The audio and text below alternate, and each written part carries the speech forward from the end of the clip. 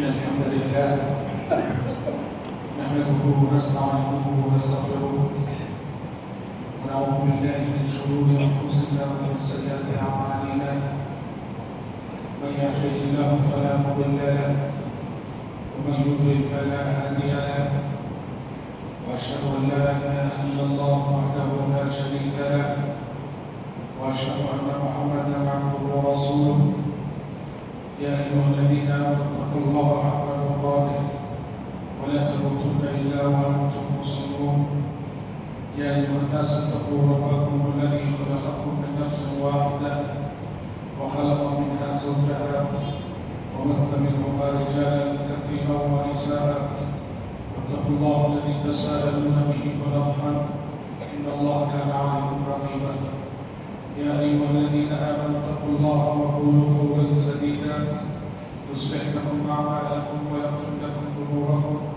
ومن يطع الله ورسوله فقد فاز فوزا عظيما أما بعد فإن خير الحديث كتاب الله وخير الهدي هدي محمد صلى الله عليه وسلم وشر الأمور محدثاتها وكل محدثة بدعة وكل بدعة ضلالة وكل ضلالة في النار.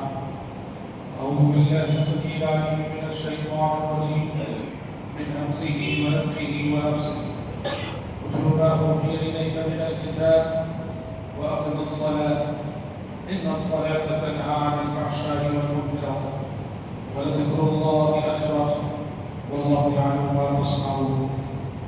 حضرات، میں نے ابھی خطبہ سننا کے بعد آپ سب کے روبرو سورۃ العنکبوت کی مشہور معروف آیت پڑھی ہے جس میں اللہ رب العزت نے پیارے نبی سے مخاطب ہو کر اقامت صلاۃ اور تلاوت کتاب تلاوت قرآن کا حکم دیا. اللہ نے کہا کہ اتل ما اوحی الیک من الکتاب واقم الصلاۃ. اے پیغمبر، جس کتاب کی وحی آپ کے پاس صبح و شام آ رہی ہے اس کتاب کی تلاوت کیجیے، اس کتاب کو پڑھتے رہیے. واقم الصلاۃ، اور نماز قائم کیجیے کہ ان الصلاۃ تنہی عن الفحشاء والمنکر، کہ نماز ایک ایسی عبادت ہے جو انسان کو بے حیائی اور برائی کے کاموں سے روکتی ہے. وَلَذِكْرُ اللَّهِ أَكْبَرُ، اور اللہ کا ذکر تو بہت بڑی عبادت ہے. وَاللَّهُ يَعْلَمُ مَا تَصْنَعُونَ، تمہارے اعمال کو اللہ رب العزت خوب جانتا ہے. اس آیت میں محترم بھائیوں اور بہنوں نماز پڑھنے کا حکم بھی ہے اور ساتھ ہی انسانی زندگی پر نماز کے جو اثرات ہیں اس کا بیان بھی ہے کہ نماز ایک انقلابی عبادت ہے. نمازی کے اخلاق کو بدلتی ہے، اس کی عادت و اطوار کو بدلتی ہے، اس کے معاملات، اس کی معاشرت، اس کے لین دین، اس کے سلوک. الغرض نماز انسان کی زندگی میں بنیادی اور انقلابی تبدیلی پیدا کرتی ہے. اس لیے کہا ان الصلاۃ تنہی عن الفحشاء والمنکر، کہ نماز بے حیائی اور برائی سے روکتی ہے.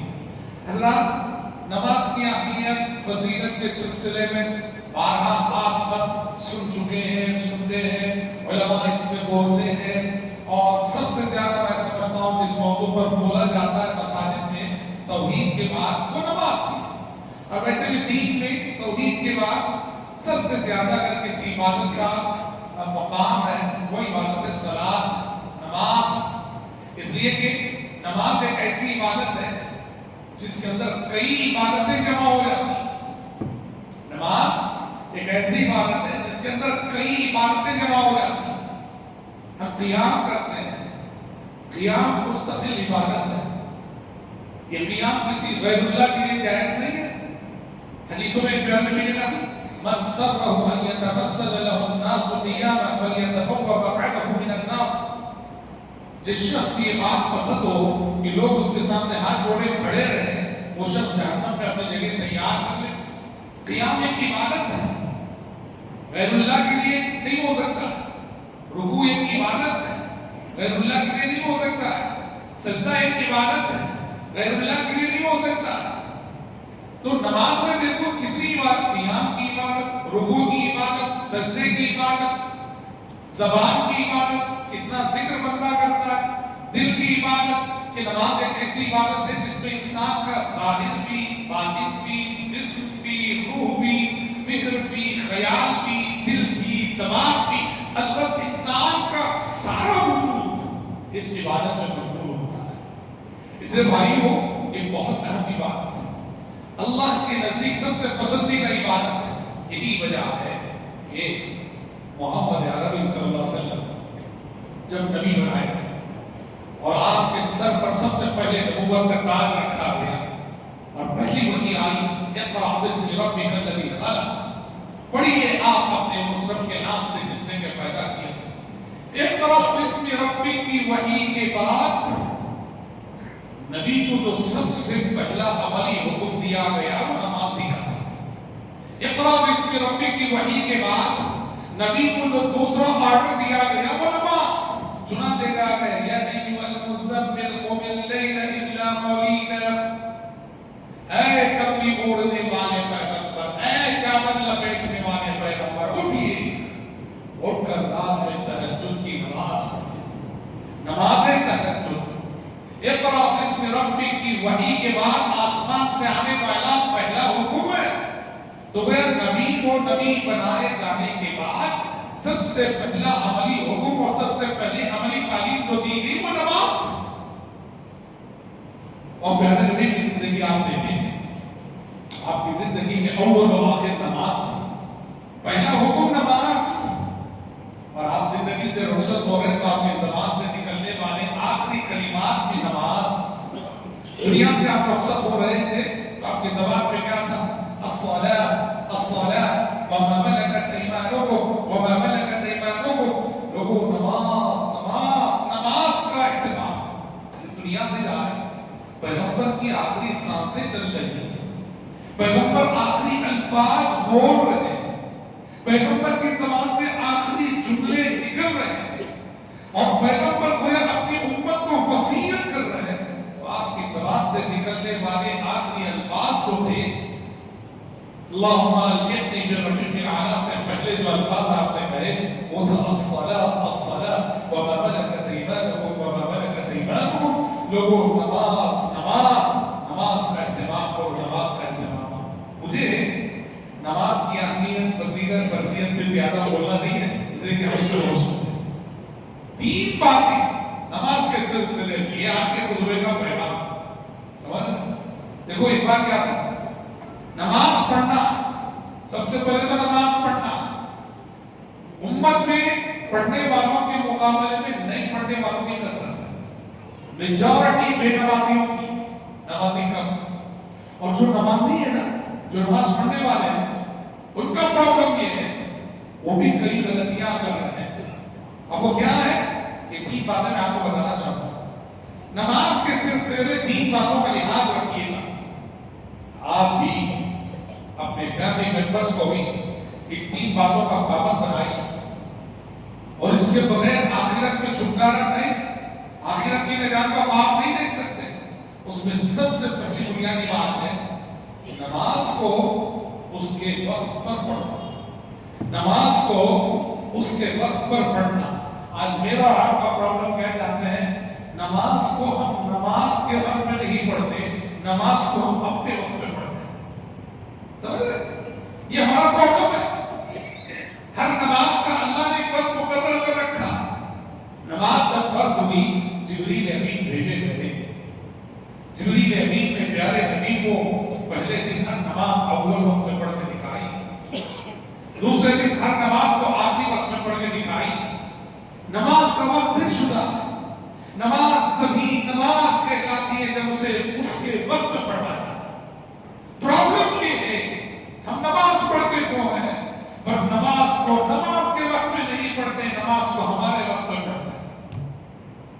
دنیا جہاں کی ہماری مصروفیتیں، دنیا جہاں کے ہمارے جھمیلے سب ختم ہونے کے بعد نماز یاد آتی ہے۔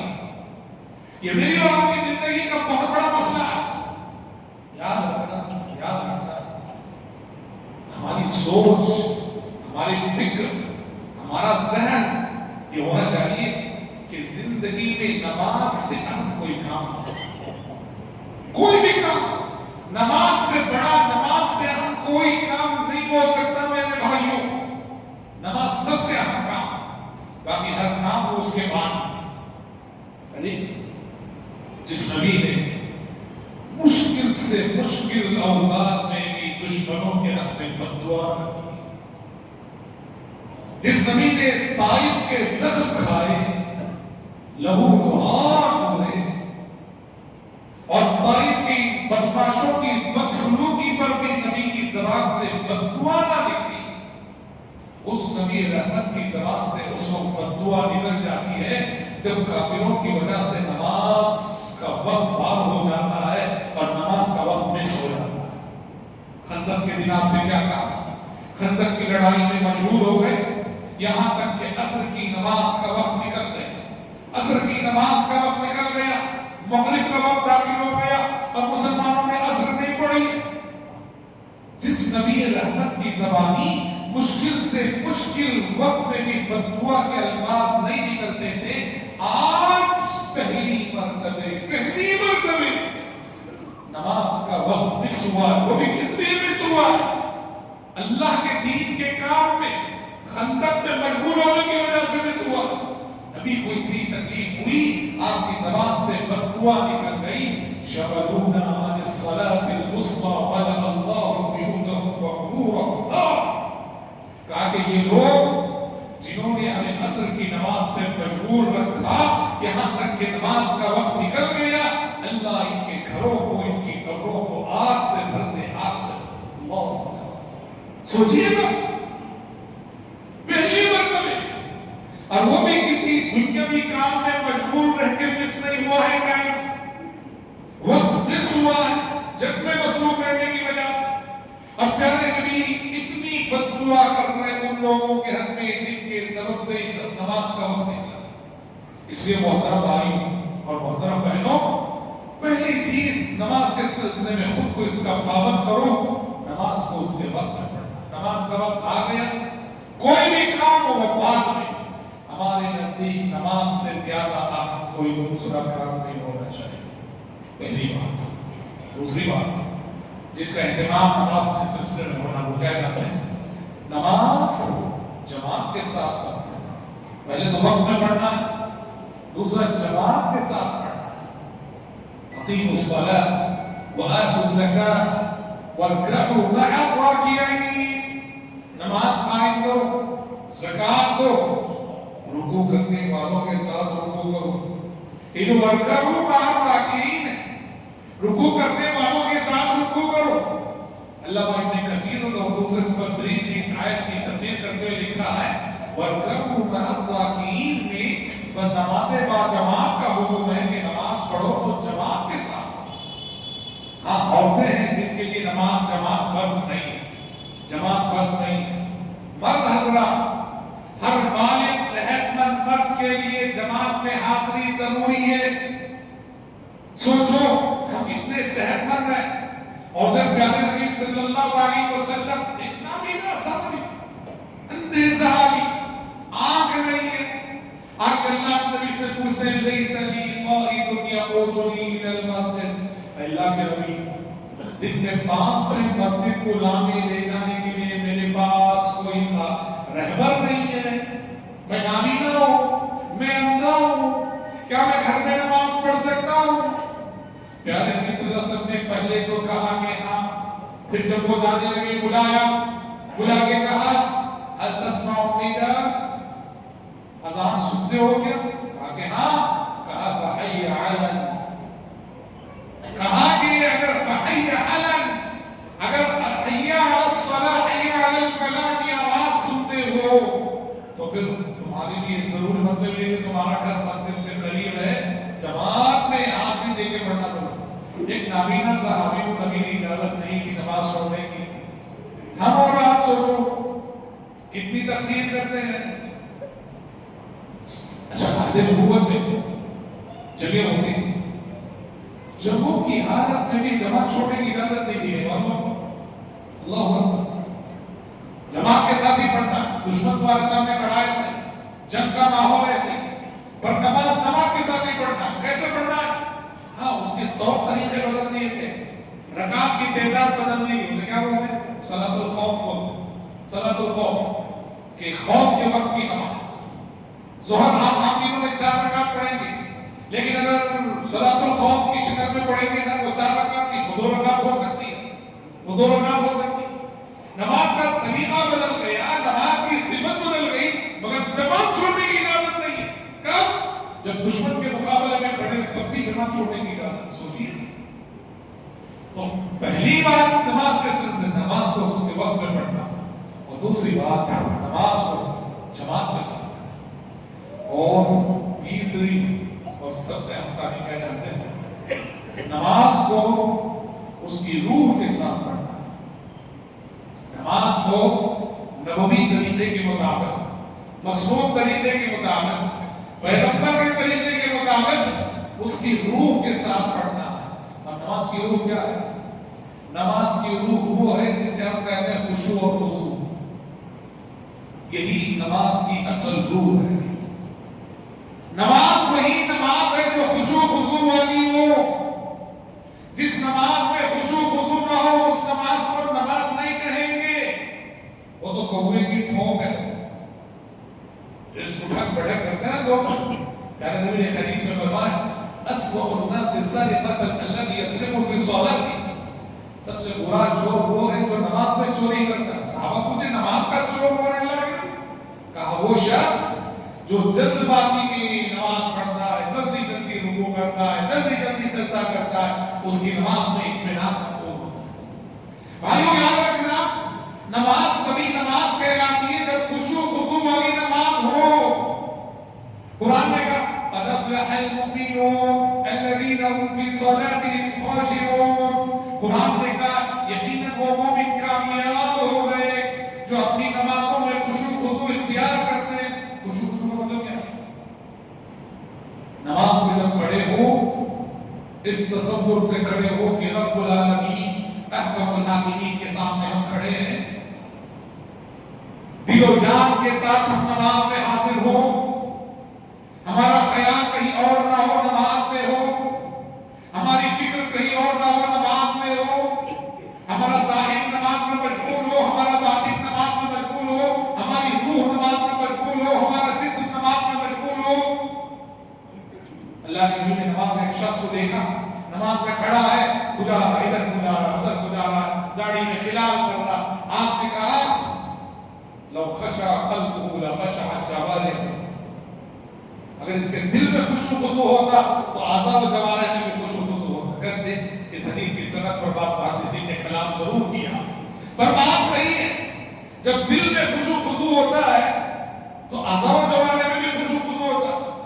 جس کی نماز میں خشوع خضوع ہوتا ہے نا واللہ اس نمازی کو دیکھنے سے سمجھ میں آ جاتا ہے کہ خشوع خضوع والی نماز پڑھتا ہے. اور جس کی نماز میں خشوع خضوع نہیں ہوتا اسے دیکھنے سے سمجھ میں آتا ہے کہ بس کھڑا ہے اور گھر بیٹھے کر رہا. خشوع خضوع دیکھنے سے، کیونکہ خشوع خضوع والا جس ادب سے کھڑتا ہے اللہ کی جناب، اللہ کے دربار، جس احترام سے کھڑتا ہے، جس عظمت سے کھڑتا ہے، جس تصور سے کھڑتا ہے، اس کے کھڑنے کا انداز بتا دیتا ہے کہ بہت خشوع خضوع والی نماز پڑھتا ہے. اور ہم اور آپ کس زمانے میں جینے جاتے ہیں؟ اللہ کے نبی کی بہت ساری پیشن گوئیاں آج پوری ہو رہی ہیں. اس میں پیشن گوئی کیا کی جاتے ہیں؟ اول ما تفقدون من دینکم الخشوع. اللہ اکبر. پیارے نبی نے کہا اپنے دین کی جس چیز کو سب سے پہلے تم ضائع کرو گے وہ نمازوں کا خشوع و خضوع. ایک حدیث میں آپ نے فرمایا حتی لا ترى فیہم خاشعا. کہنے کو تم دیکھو گے کہ مسجد نمازیوں سے بھری پڑی ہے اور اس بھری مسجد میں ایک نمازی نہیں رہے گا جس کی نماز میں خشوع و خضوع کی صفت پائی جاتی. حتی لا ترى فیہم خاشعا. اور اللہ وہ زمانہ آگے کیسے آگے ہے؟ آج ہماری نمازوں کا ہم کیا جانتے ہیں؟ ہماری نمازوں میں دل کتنا شریک رہتا بتا رہا ہے. امام صاحب غلطی کر جاتے ہیں، سہو ہو جاتا ہے امام صاحب سے. کیا سہو ہوتا ہے؟ مثال کے طور پر ظہر کی نماز ہے، عصر کی نماز ہے، 4 رکعت، 3 رکعت پڑھ کے امام صاحب بیٹھ جاتے ہیں. 3 رکعت پڑھ کے امام صاحب بیٹھ جاتے ہیں. 4 رکعت پڑھتے ہیں. پیچھے 50 نمازی ہوتے ہیں، 50 نمازی بھی بیٹھ جاتے ہیں امام صاحب کے ساتھ. کسی کو بھی سبحان اللہ کہنے کی توفیق نہیں ہوتی. کیوں نہیں ہوتی؟ اس لیے کہ کسی کی عبادت میں یقین کی وہ کیفیت نہیں ہے جس کیفیت سے وہ یہ کہہ سکے کہ ہاں 3 ہی رکعت ہوئی. ہاں سب کو لگتا ضرور شاید 3 ہی ہوئی، شاید. اب چونکہ مجھے یقین نہیں ہے اس لیے میں سبحان اللہ بولنے کی ہمت نہیں کرتا. امام صاحب اسی حالت میں سلام پھیرتے ہیں. سلام پھیرنے کے بعد میں تمہارا منہ دیکھتا ہوں، تم میرا منہ دیکھتے ہو، میں تم سے پوچھتا ہوں کہ بھائی 3 ہی ہوئے نا. اب تم مجھ سے کہتے ہو، مجھے بھی لگتا ہے کہ سب کا گمان جب ملتا ہے تو سب کا گمان یقین میں بدلتا ہے. اور پھر ہم امام صاحب سے کہتے ہیں امام صاحب 3 ہی رکعت کی رکعت آتا. کیوں نہ اس مسجد میں ایک ایسا نمازی ہوتا جس کی نماز میں یقین کی وہ کیفیت ہوتی کہ امام جیسے ہی تیسری رکعت بعد بیٹھ گیا وہ یقین کے ساتھ سبحان اللہ کہتا لوگا ہے. کیونکہ دل حاضر نہیں ہے. میں مسجد میں ہوں، میرا جسم مسجد میں ہے، میرا دماغ کرکٹ میں ہے. جو پھر کرکٹ میچ دیکھتے ہوئے چھوڑ کے آیا ہوں نا میں مسجد کو، میچ چھوڑ کے آیا ہوں، آ تو گیا مسجد کو میں، میرا خیال دماغ پورا گیم نہیں ہے. سنچری ہو گئی ہوگی کیا، کتنے وکٹ گر گئے ہوں گے، یہی سب تو چل رہا. کہنے کو میں مسجد میں ہوں، میرا سارا خیال بزنس میں ہے، کاروبار میں. نمازیں نہ رہی. اور جب نماز نہ رہی تو پھر زندگی میں انقلاب کہاں سے آئے، تبدیلی کہاں سے آئے؟ جب نماز نہیں ہوتی نا تو پھر میری لائف میں کوئی تبدیلی نہیں آتی. اسی لیے مسجد میں تو ماشاءاللہ میں صف اول کا نمازی ہوں، اور میرے بارے میں مارکیٹ پہ جا کے پوچھو، مارکیٹ والے کہیں گے ہمارے مارکیٹ کا سب سے بڑا فراڈ اور دھوکے باز یہی ہے. سمجھ رہے ہیں آپ؟ یہ ہماری نمازوں کا حال ہے. چونکہ نماز نہیں رہی ہے، ہمارے اخلاق بدل نہیں رہی ہے، ہماری ایمانداری نہیں آ رہی ہے، ہمارے معاملات صاف نہیں ہو رہے، ہمارا لین دین سے نہیں ہو رہا. جبکہ قرآن کہتا ہے کہ نماز ایسی عبادت ہے جو انسان کے دل کو صحیح کرتی ہے، معاملات کو صحیح کرتی ہے، اخلاق کو صحیح کرتی ہے، اسے برائیوں سے دور رکھتی ہے، بے حیائی سے دور رکھتی ہے. اس لیے پہلی چیز میں نے کہا نماز کو وقت میں پڑھنا، دوسری چیز نماز کو جماعت کے ساتھ پڑھنا، اور تیسری چیز نماز کو خشوع اور خضوع کے ساتھ. اور آئیے ایک حدیث سناتا ہوں خشوع خضوع کیسے کر رہا ہے. ایک حدیث واللہ العظیم اس ایک حدیث کو اوپر کوئی کمال کا وہ عمل کرتا ہے. اس ایک حدیث کو ہماری نمازوں کی کیفیت ہی بدل جائے، ہماری نمازوں میں بلا کا خشوع خضوع آ جائے.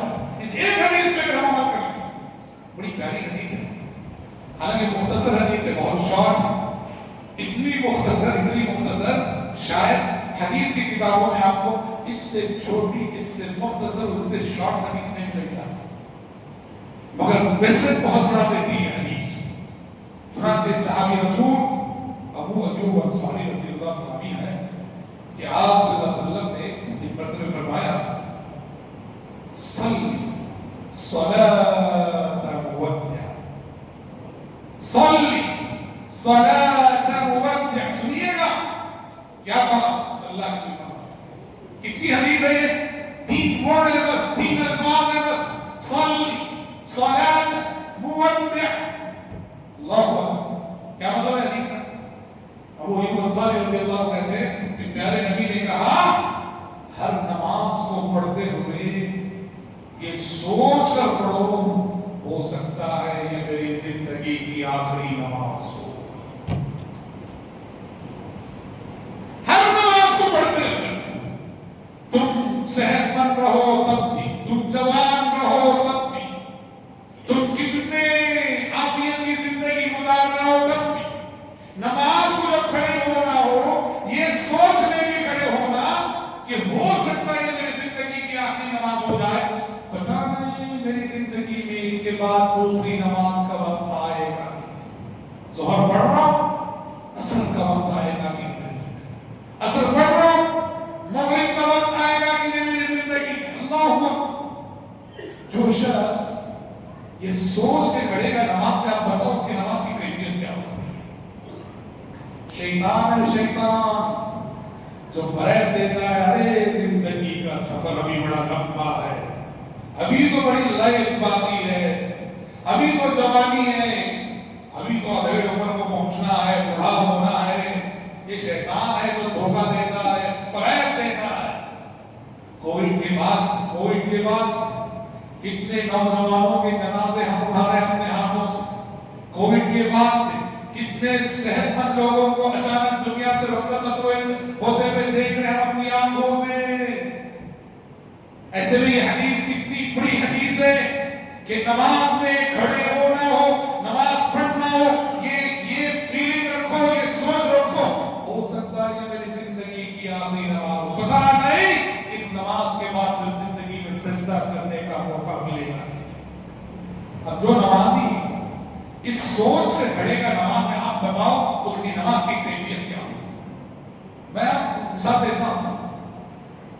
فرض کرو کہ کوئی مریض ہے، کوئی پیشنٹ ہے جس کا کوئی بہت ہی رسکی آپریشن ہونے والا ہو، ایسا آپریشن کہ ڈاکٹر نے زندگی اور جینے کا بھروسہ نہ دیا ہو، ہم بس کوشش کریں گے، پتہ نہیں آپریشن سکسس ہوگا کہ نہیں۔ آپریشن سکسس ہونے کی چانس بس 20% ہے، 80% ہم گارنٹی نہیں دے سکتے۔ ایسے سچویشن کا پیشنٹ اور ایسے سچویشن کا مریض آپریشن تھیٹر میں جانے سے پہلے 2 رکعت نماز پڑھتا ہے۔ آپ جانتے ہیں اس کی نماز کی کیفیت کیا ہوگی؟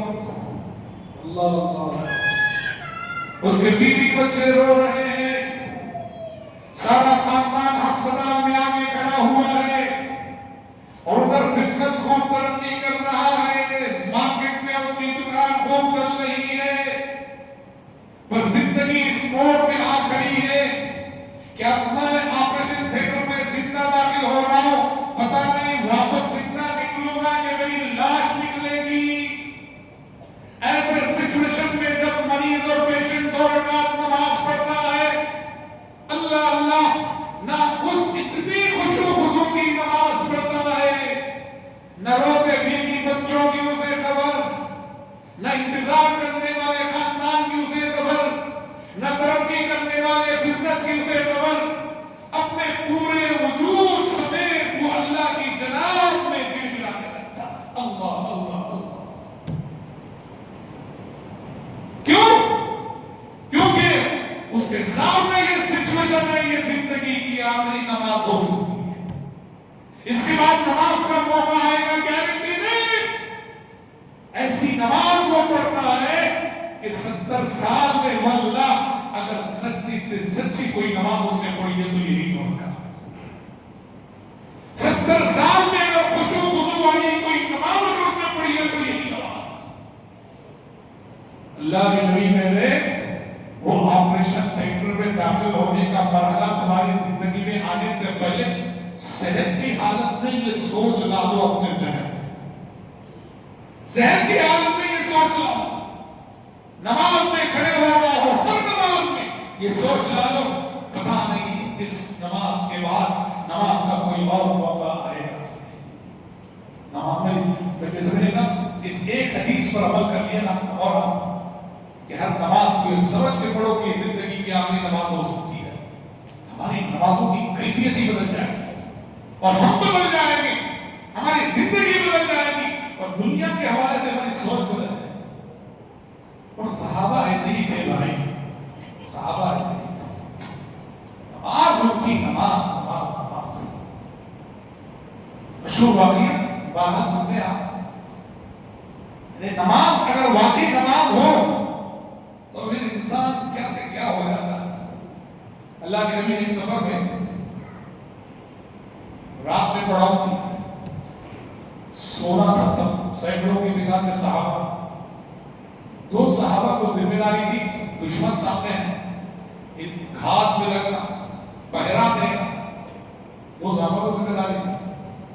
بعد میں بے شک حذیفہ بن عمر رضی اللہ عنہ، اب ان دونوں کو ذمہ داری دے کے نبی سو گئے، سارے صحابہ سو گئے، اب یہ دونوں جاگ رہے ہیں، ان کے دل میں خیال آیا کہ دونوں کیوں جاگے، باری باری تھوڑی دیر تم سو جاؤ میں جاتا ہوں، پھر میں سو جاؤں تم جاؤ. حسین بن بدر سو گئے. عباد بن بشر کی باری تھی وہ جاگا اور دشمن کھان پہ واقعی لگا ہوا تھا، چھپ کے دیکھ رہا تھا. دشمن نے دیکھا کہ سب سوئے ہوئے ہیں، ایک جاگ رہا ہے. اچھا عباد بن بشر کے دل میں خیال ہے ارے کیوں ایسے ہی جاگے، نماز پڑھ گئے، ٹائم کیوں ایسے نماز پڑھ گئے. نماز شروع کر دیا عباد بن بشر. دشمن نے موقع کو نہیں بتایا، سب سو رہے، ایک جاگ رہا وہ بھی نماز میں مشغول ہے. دشمن نے تیر نکالا، عباد بن بشر کے پیر کو نشانہ بنا کے تیر چلایا اور تیر آ کے سیدھے حضرت عباد بن بشر کے پیر کو لگ گیا. کیا سمجھتے ہیں؟ چلائے، نماز توڑ دی، تیر لگ گیا ہے، خون بہ رہا ہے، نماز جاری ہے، نماز جاری ہے. دشمن نے دوسرا تیر چلایا، وہ بھی آگے لگا، خون بہ رہا ہے، نماز جاری ہے. دشمن نے تیسرا تیر چلایا، وہ بھی آگے لگا، خون بہ رہا ہے، نماز جاری ہے. نماز ختم کرنے کے بعد سلام پھیرا اور جلدی اپنے ساتھی کو جگایا. ساتھی نے دیکھا تین تیر پیر میں لگے ہوئے. کہا میرے بھائی پہلا تیر جب لگا اس وقت کیوں نہیں جگایا؟ عباد بن بشر نے کہا میرے بھائی نماز میں تہجد میں ایک سورت پڑھ رہا تھا میں اور اتنی لذت مل رہی تھی کہ اس سورت کو ختم کرنے سے پہلے نماز کو ختم کرنا میں نے مناسب نہیں سمجھا. نماز کی لذت، عبادت کی لذت نے اس درد کو محسوس ہونے بھی نہیں دیا. جب محسوس بھی ہوا اس درد پر عبادت کی لذت غالب آ گئی. یہ ہے اللہ کے سچے بندے اور یہ ہے رب کی سچی بندگی کا معیار جو میری اور آپ کی زندگی میں دور دور تک نظر نہیں آتا. سچے بندے بنو، سچے بندے. میری اور آپ کی بندگی معاف کرو، جھوٹی بندگی ہے، جھوٹی بندگی. جب نفس چاہتا ہے تب بندگی کرتے ہیں، جب نفس نہیں چاہتا ہے تو ہزار تعلیمات کو ٹھکراتے ہیں. محترم بھائی، محترم بہنوں، اپنی نماز کو درست کرو، یہی میرا پیغام ہے، میری اپنی ذات کے لیے بھی اور آپ سبھی کے لیے بھی، سارے مسلمانوں کے لیے. جمعہ کا دن ہے، خطبہ ختم ہو رہا ہے، مسجد بھرنی چاہیے. سمجھ میں آ رہی بات کہ میں آپ کی مسجد کو نہیں بول رہا ہوں، سب جگہ کی بات. صورت حال ممبر سے امام اتر جاتا ہے، مسجدیں نہیں بھرتی ہیں. خطبہ شروع ہوتا ہے، مشکل سے ایک صف دو صف لوگ رہتے ہیں. کیا حال ہے ہمارے مسلم سماج کا، ہمارے مسلم معاشرے کا؟ مسجدوں کو آباد کرو، آباد کرو، آباد کرو. اللہ کے گھروں کو آباد کرو گے تمہارے گھر آباد رہیں گے. اللہ کے گھروں کو ویران کرو گے تمہارے میرے گھر برباد ہو جائیں گے. گھر کی آبادی چاہتے ہو، گھر کو سنوارنا چاہتے ہو، فیملی کے لیے اچھی زندگی چاہتے ہو، آؤ اللہ کے گھر سے جڑو، اللہ کے گھر سے جڑو اور اللہ کے گھروں کو آباد کرو. ماشاءاللہ آپ کی مسجد چارمینار صدی سوا صدی کی تاریخ رکھنے والی مسجد ہے. اللہ ان بزرگوں کی قبروں کو نور سے بھرے جنہوں نے سوا صدی، 100 صدی پہلے، 1 صدی پہلے اس مسجد کو تعمیر کیا تھا. اور پھر یہ شاندار عمارت، اس سے پہلے 1 سال پہلے جب ہم آئے تھے، اللہ بڑی رحمت کرے، مرحوم سید عبدالحمید صاحب اس وقت موجود تھے. انہوں نے اپنی اہلیہ محترمہ کے صدقہ جاریہ کے طور پر یہ وسیع عظیم الشان عمارت تعمیر کی. اب وہ بھی اللہ کو پیارے ہو گئے. اللہ سے ہم دعا کرتے ہیں کہ اللہ ان میاں بیوی کی جانب سے اس عظیم صدقے کو قبول فرمائے. مگر ہماری ذمہ داری بنتی تعمیر کرنے والے تعمیر کر کے چلے گئے، ارے کم سے کم آگے 5 ٹائم نماز وقت میں پڑھ لیا کرو. ہم نے تو خرچ نہیں کیا، ہمیں خرچ کرنے کی توفیق نہیں ہوئی. کسی بندے نے جسے اللہ نے توفیق دی خرچ کر دیا، بنا دی. آباد تو رکھو مسجد کو. ایک مہم چلا، پورے گاؤں میں، پورے گاؤں میں. جیسے میں نے کہا نماز کی غفلت یہ ہر گاؤں کا مسئلہ ہے، ہر محلے کا مسئلہ ہے. اس غفلت کی نیند سے ہمیں بیدار ہونا، ہوشیار ہونا. میں دعا کرتا ہوں رب العزت سے کہ بروردگار عالم مجھ کہنے والے کو بھی اور آپ سبھی سننے والوں کو بھی عبادت صلاۃ، عبادت نماز کا آخری حد تک اور آخری سانس تک اہتمام کرنے کی توفیق عطا فرمائے. اللہ ایک نماز کو بھی ہم سے ضائع ہونے نہ دے. اللہ ہمیں نمازوں کا محافظ بنائے, نمازوں کا نگہبان بنائے, نمازوں کا امین بنائے, اور اللہ ہماری نمازوں کو خشوع والی نماز